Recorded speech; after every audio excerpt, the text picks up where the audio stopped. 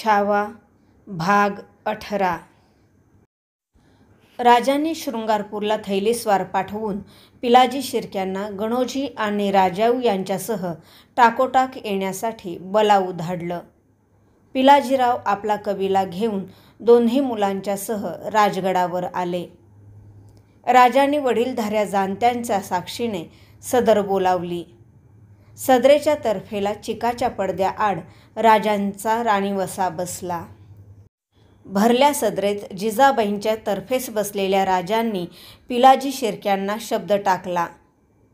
आमचे महाराज साहेब गेले.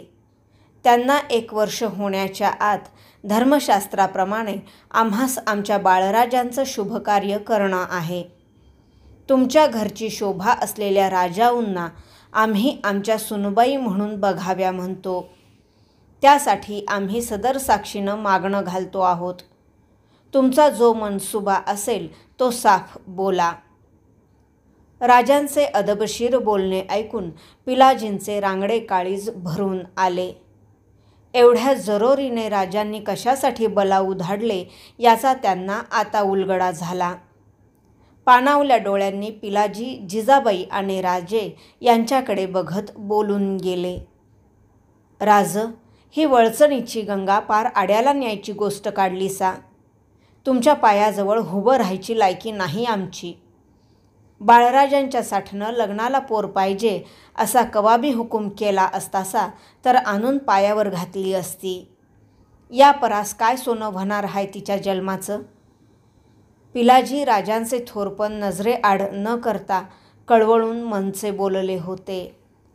नाही पिलाजीराव, तुमच्या आमच्याच घरची काय, पण कुणाच्याच घरची मुलगी हे घरधन आहे. ते त्याच इतमामानं आणावं लागतं. तुमची मुलगी लग्नासाठी नव्हे तर आमच्या सुनबाई म्हणून आणण्यासाठी आम्ही शब्द टाकला आहे. तुमची गंगा वळचणीची नाही पिलाजीराव, ती इमानी रक्ताची स्वर्गाची गंगा आहे. म्हणूनच आमच्या कबिल्याकडची आमची कन्या नाणीबाई आम्ही गणोजीरावांच्यासाठी पदरी घ्या असं मागणंही आत्ताच घालतो आहोत. बोला, हा साटेलोट्याचा रिश्ता तुम्हास कसा वाटतो. राजांनी हसून पिलाजींना सवाल केला. जाणत्यांनी भरलेली सदर जाणत्या राजाकडे भारावून बघू लागली.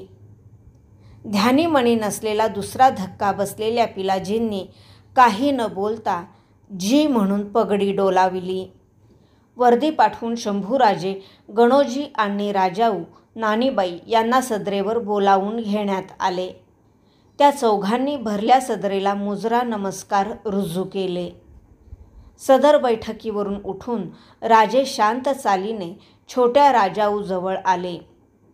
हुजऱ्याने समोर पेश केलेल्या तबकातील साखर मुठीत घेऊन त्यांनी खाली मान घातलेल्या राजाऊची हनुवटी डाव्या तर्जनीने वर करून क्षणभर तिच्याकडे पाहिले. राजाऊच्या डोळ्यात समोरचे राजे मावत नव्हते.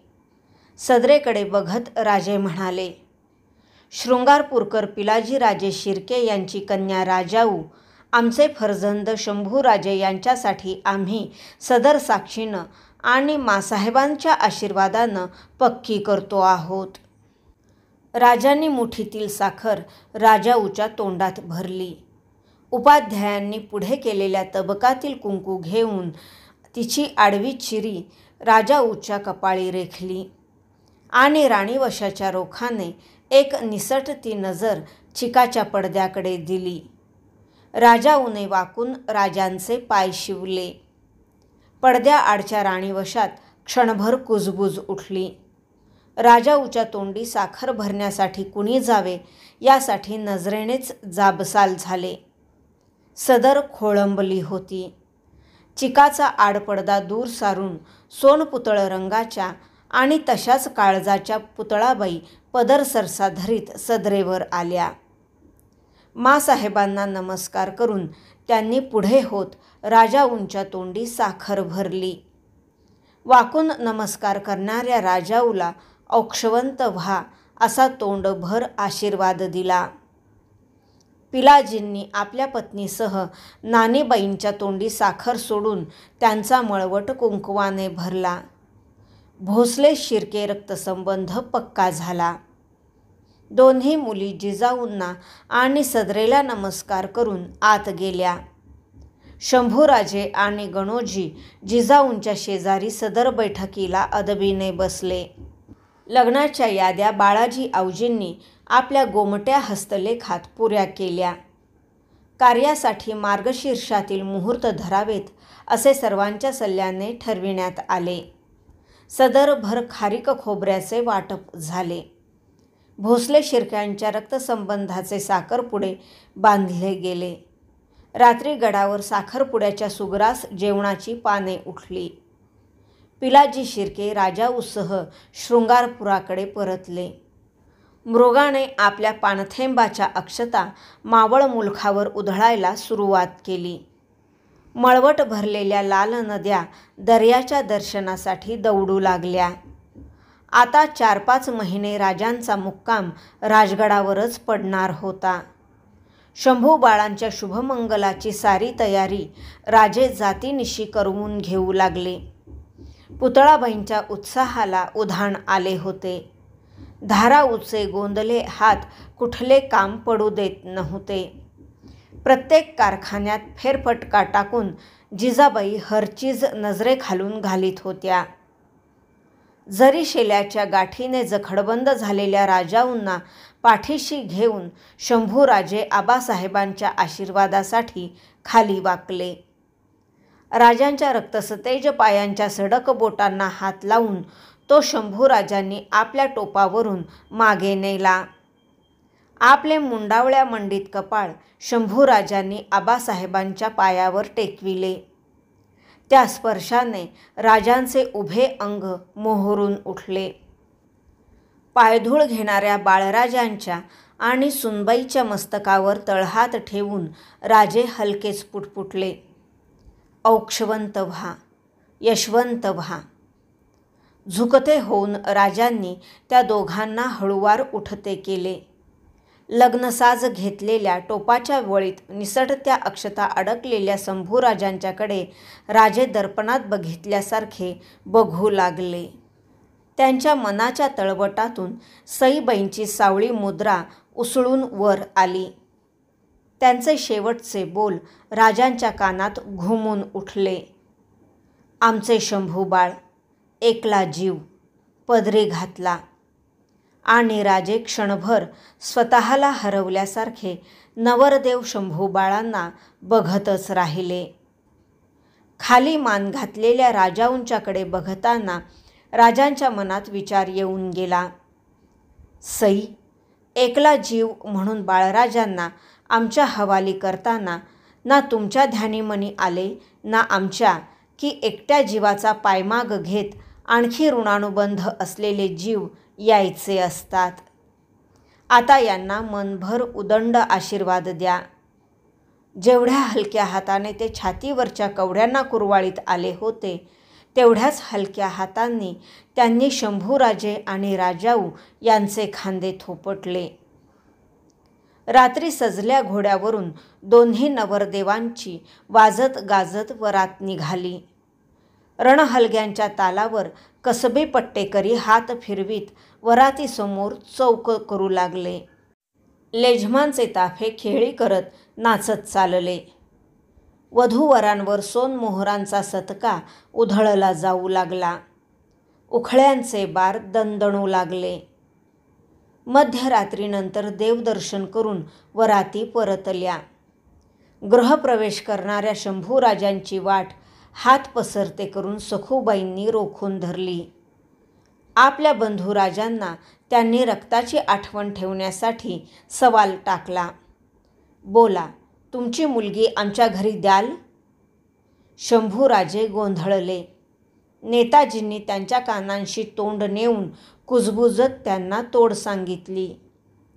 शंभूराजे हसत सखूबाईंना म्हणाले, आली आमच्या घरी तर देऊ तुमच्या दारी. सखूबाईंनी वाट सोडली.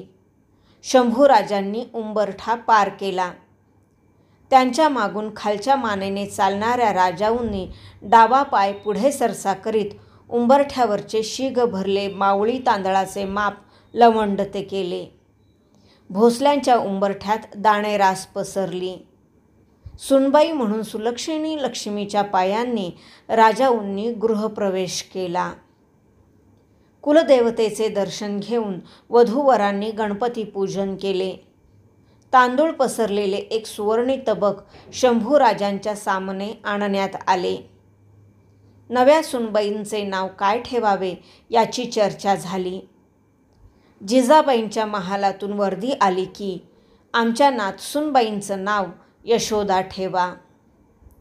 प्रभाकर भट राजोपाध्यांनी शंभूराजांच्या बोटातील अंगठी उतरून ती त्यांच्याच हाताच्या चिमटीत दिली आणि त्यांचा हात आपल्या हातात धरून तबकातील तांदळाच्या समृद्ध पडद्यावर अंगठीने नाव रेखले, यशोदा. सारे लग्नविधी आटोपलेले शंभूराजे आपल्या संगती राजाऊंना घेऊन जिजाबाईंच्या महाली दर्शनासाठी आले. जिजाबाईंच्या पाठीशी धाराऊ उभी होती. भरल्या डोळ्यांनी जिजाऊ आपला लग्नसाज घेतलेल्या बाळराजांच्याकडे नजरजोड बघतच राहिल्या. पुढे होऊन शंभू बाळांनी थोरल्या आऊसाहेबांच्या पायांवर मस्तक टेकविले. राजाऊंनी आपल्या मळवटीचे आडवे कुंकू आईसाहेबांच्या पायांना भिडविले. बाळराजे आणि राजाऊंना वर उठते करून आवेगाने बिलगते घेताना जिजाऊंना आपल्या स्वारींची याद आली. राजाऊची हनुवटीवर उचलून जिजाबाई जबानभर मायेने म्हणाल्या, येसू. राजाऊंनी मान उचलून आऊसाहेबांच्याकडे बघितले. केवढी तरी अमाप माया त्यांना जिजाऊंच्या शांत डोळ्यात दिसत होती. बाळराजांच्या पाठीवरून हात फिरवीत जिजाबाई म्हणाल्या, शंभू बाळ, धाराबाईचे पाय शिवा. ते ऐकताना गलबलून गेलेली धाराऊ बोलून गेली, माझं कशाला जी. तरीही पुढे होऊन बाळराजे राजाऊंनी धाराऊच्या पायांना हात लावून तिला नमस्कार केला. त्यांना वर उठवून त्यांच्या कानशिलांवरून बोटं फिरवून ती आपल्या कानशिलांजवळ नेत कटकन मोडताना धाराऊने आशीर्वाद दिला, बेस राहावा माझ्या वासरांनू. शिर्क्यांच्या राजस राजाऊ आता भोसल्यांच्या यशवंत यशोदा झाल्या होत्या. जिजाऊ साहेबांनी मायेने येसू म्हणून हाक घालताच यशोदेच्या येसूबाई झाल्या होत्या. दर्शन घेऊन महालाबाहेर पडणाऱ्या शंभूराजांना डोळाभर बघताना शहाजीराजांच्या आठवणीने जिजाबाईंच्या मनी एक विचार येऊन गेलाच. बाळराजे, तुम्ही तुमच्या थोरल्या महाराज साहेबांच्या सारखे दिसता, पण ते जसे आपल्या कबिल्याला आम्हाला पाठमोरे झाले तसे तुम्ही कधी पाठमोरे होऊ नका. आमच्या येसूबाईंना कधीच अंतर देऊ नका. गडावरच्या टाक्यात पोहणीस पडणे सोपे आहे, पण संसाराच्या भवसागरात तरते राहणे कोण दमछाकीचे आहे. आई अंबा त्यासाठी तुमच्या हाती बळ देईल. श्री सांब त्यासाठी तुम्हाला हिम्मतबंद करील. भाग 18 समाप्त.